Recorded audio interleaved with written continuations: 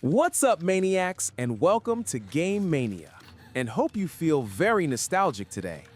In this episode, we will talk about the crazy story of Silent Hill F.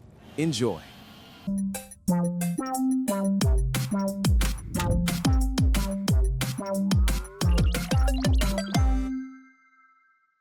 Silent Hill F is not a story about escaping monsters. It is a story about escaping a fate. Set in 1960s rural Japan, Silent Hill F follows the girl Shimizu Hinako, a high school girl whose quiet town of Ebisugaoka becomes consumed by fog, red spider lilies, and creepy creatures. But as with every Silent Hill story, the true horror is not the town itself, it is the human mind. What unfolds is a deeply personal psychological nightmare shaped by tradition, identity, trauma, and free will. Hinako was not always unhappy. As a child, she was energetic, athletic, and outspoken. But growing up in 1960s Japan meant growing into rigid expectations, especially for women, who have every down level of opinion in their family. Hinako lives in an emotionally abusive household. Her father is controlling and deeply in debt. Her mother enables his behavior through silence. And looming over Hinako's life is the example of her older sister, Junko, who entered an arranged marriage and left home, the fate Hinako fears more than anything. Hinako's family has decided her future without her consent. She will be married off to repay her father's debts, like her sister Junko, and most of women from poor family from Japan. To Hinako, marriage does not represent love, it represents the death of her identity. Her only refuge is her small friend group, where she can meet Shu, her childhood friend and closest confidant of her, and Rinko, more of a quiet and observant friend, watching always her back, and Sakuko, the daughter of the powerful Shrine family. We will discuss about them later. Later on, we find out that Hinako also suffers from severe headaches and migraines. Shu, whose family has a medical background, gives her red capsules to help Hinako with her pain and dizziness. Hinako trusts her without question, but this trust will prove catastrophic. After a heated argument with her parents about the arranged marriage, Hinako leaves home and meets her friends. That night, Ebisugaoka changes forever. That night, Hinako starts to change. Her deep emotion covers her in a fog, like something was not right. A woman wearing a white wedding kimono appears. Red spider lilies bloom throughout the town. A thick fog rolls in, and Sakuko is brutally killed without hesitation that night. Hinako flees and awakens in another place entirely. She finds herself in a nightmarish shrine world known as the Dark Shrine, guided by a mysterious figure wearing a fox mask. This is where Silent Hill F truly begins. As Hinako explores the fog-covered town and the ritualistic shrine world, a horrifying truth emerges. Hinako's mind is fractured. Her journal reveals that she feels as if two versions of herself exist in the same time. The original Hinako, rebellious, fearful, desperate to choose her own life, and another Hinako obedient to her fate, quiet and prepared to accept marriage and erase herself.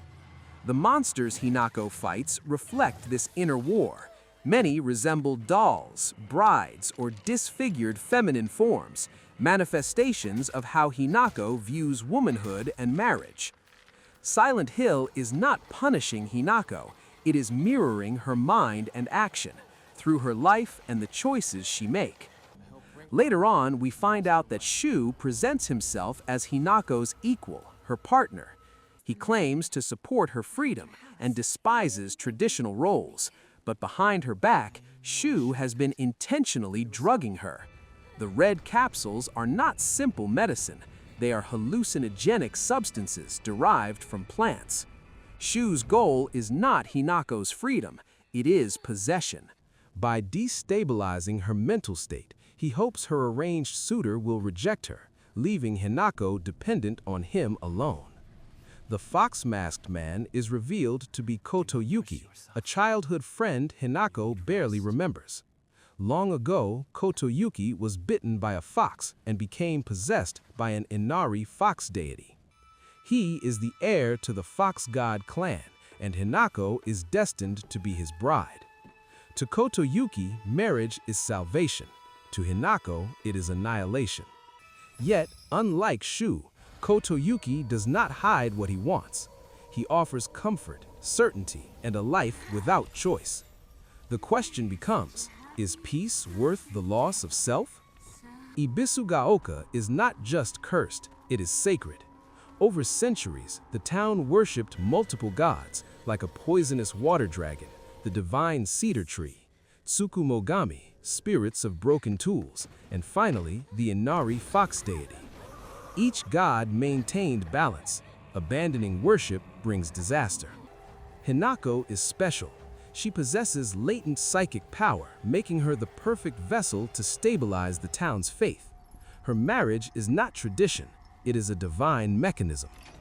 The end ends in 3 different ways, each one being impacted by the choice during the game. Ending 1. Coming home to roost.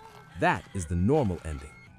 Hinako's resistance collapses under trauma and drug abuse. The entire nightmare is revealed to be a psychotic episode occurring during her wedding.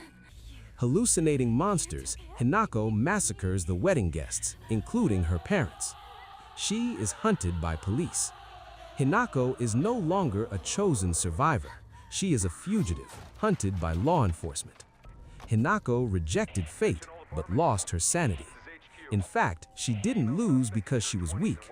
She lost because she was alone with her pain. Ending 2. Fox's wedding. This seems to be the bad ending.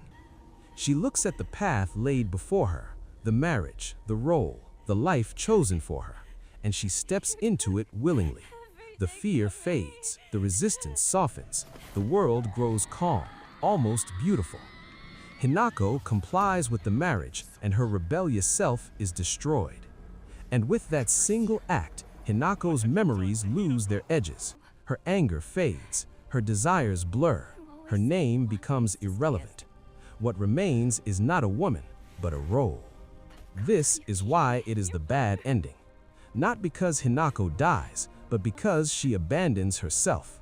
She chooses safety over truth, peace over identity, belonging over being. The horror is not what happens to her body. The horror is that the world gets exactly what it wanted, and Hinako disappears so quietly that no one notices. Ending 3. The fox wets its tail. Good ending. The moment comes, and Hinako does not bow. Hinako rejects both Shu and Kotoyuki. She does not reach for Shu's hand. She does not accept Kotoyuki's path. For the first time, she refuses everyone. Hinako turns away from the altar, the shrine, the expectations carved into her name long before she was born. The voices grow frantic, gods, spirits, traditions, all demanding obedience.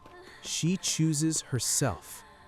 But without the fox god's protection, toxic geysers poison Ebisugaoka. Beneath Ebisugaoka, long-contained poisons rise to the surface.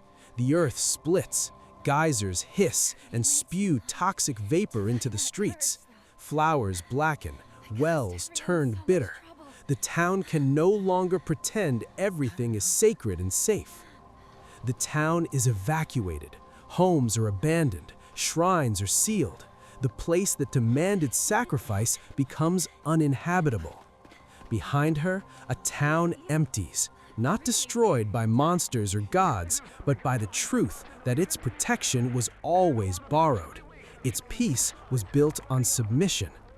Finally, Hinako is free, but everyone else pays the price.